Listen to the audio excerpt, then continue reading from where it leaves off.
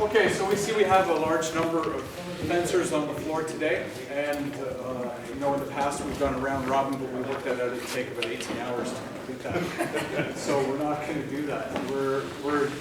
We've pre-established the fights, basically getting a mix. Everybody should get fully 5 fights. That should take us 3 hours or so.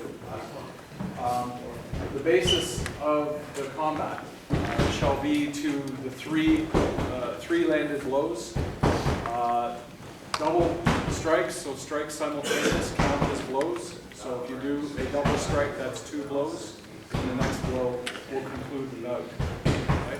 We won't be keeping tabs on who's winning and losing. We don't care. Right? It doesn't matter to any of us who wins or loses the fight.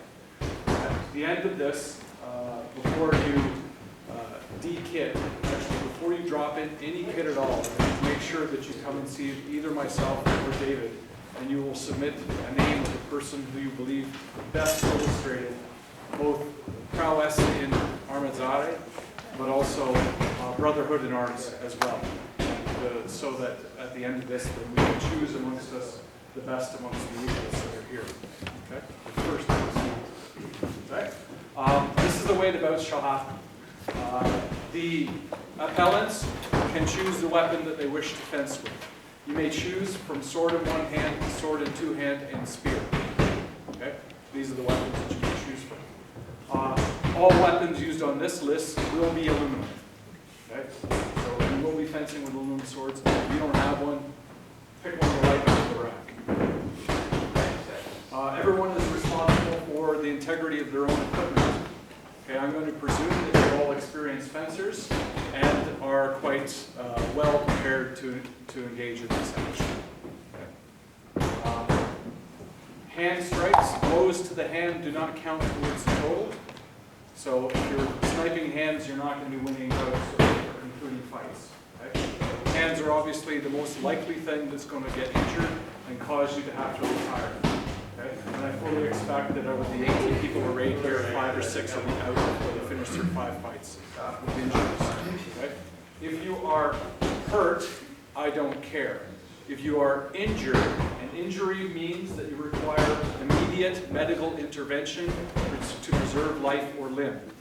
Okay?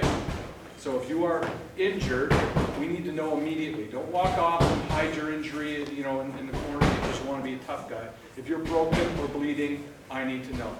Okay? If you're bruised or got a smush finger, suck it up, buttercup. This is a fight. Yeah, we only got 2 bags of peas. David and I will be managing the fights. If you see one of these colored poles come between you, you stop. Okay? If you hear the word stop, you stop. Okay? If you come to grips, we'll give you a count 1, 2, and at the 3, I'll be calling stop. Okay? Because if you haven't got something useful by 1, 2, you ain't going to get something useful. Okay? Clear? It is important that you maintain the grip on your weapon. I don't want to see weapons circling through the air and into the crowd. I'm sure they don't want to see that either. Okay? If you feel one of these sticks on your back, it's because you're getting close to the barriers. Okay? So we'll try to herd you back into the fight. If you feel a little bit of pressure, then that's the herding going on. Right? You'll get that herding before you when you come in within weapons distance of the list, and if you take another step, then we'll stop the bout.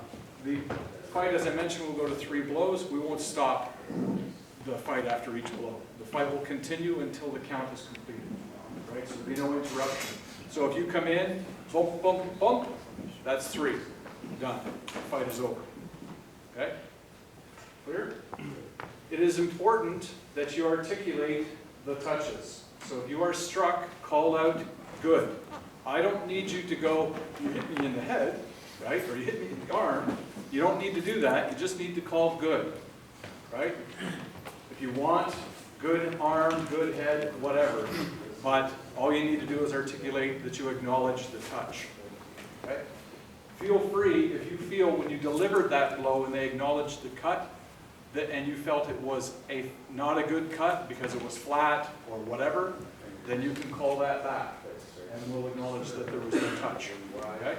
If you call it back, there's no touch, doesn't matter how good it was, right? If I call back, it was no good, it was Kicks and punches. yes, okay, so kicks and punches.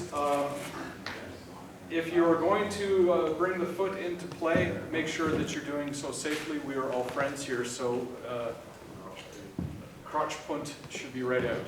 Okay? Unless you have green boots, that's the only qualification. No crotch punt unless you're wearing green boots. Nobody's wearing green boots. All right. Punches are fine, okay, as long as it's with restraint. A well-landed punch will count as a blow. Okay, I mean well-landed as in square and on target, not hammering them to the ground. Okay? Clear? Yep. Last point, if you don't get, bullets will be maximum 2 minutes. So if you don't have 3 blows and you continue to fight, there's a 2-minute cutoff. The absolute best fight is every fight running to 2 minutes with no touches on either side. Right? That's the best fight.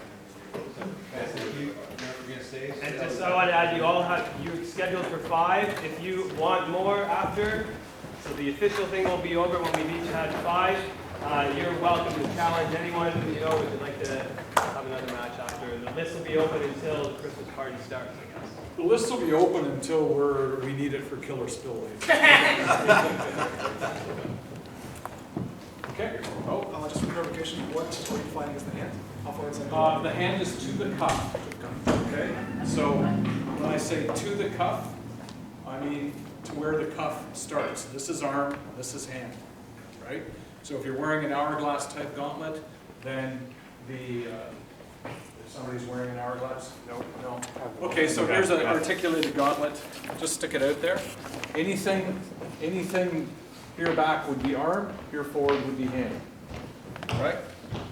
So when you take that blow and if you call hand, then that means it is not a good blow. But if it was up on the wrist, then it was a good blow. Now when you're looking at hourglass, sometimes you'll get a blow that pops the hand and you might think it's a hand, but in fact that's probably an arm, right? So, all right. Generally, avoid the hands, right? Choose not to take that blow, even if it means that you receive one, because it sucks to be drinking beer later with a finger that's broken, or trying to smoke a cigar and you have to do it left-handed, right? No, that's great. Okay. Eating chili left-handed, right? That's messy. So let's not go there. Let's stay free of the hands. I'm presuming everybody is armed at all points. You're fully prepared to fence. Yes? Yes. Yeah, okay. All right, well, let's get at it.